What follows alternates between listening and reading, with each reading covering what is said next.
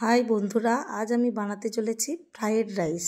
এর জন্য লাগবে চিনি, কাজু বাদাম, কিশমিশ, গোটা গরম মশলা, গুঁড়ো গরম মশলা, ঘি, গোলাপ জল, গোলমরিচ, গাজর, বরবটি বা বিনস, ক্যাপসিকাম, কাঁচা মটর। এগুলোকে সরু সরু করে কেটে নিতে হবে আর কাজু কিশমিশ ভিজিয়ে নিতে হবে।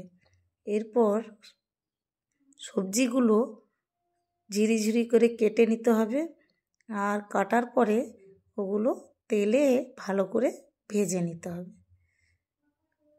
এই দেখুন, আমি সমস্ত সবজি তেলে ভেজে নিয়েছি, কাজু কিশমিশটাও তেলে ভেজে নিয়েছি। এরপর ভাতটা রেডি করে ভাতের সঙ্গে সমস্ত ভাজা সবজিগুলো মিশিয়ে দিয়েছি। এরপর ঘি, চিনি, পরিমাণ মতো লবণ, গোলাপ জল, গুঁড়ো গরম মশলা সব কিছু দিয়ে ভালো করে মেখে নিলাম। রেডি হয়ে গেল ফ্রাইড রাইস।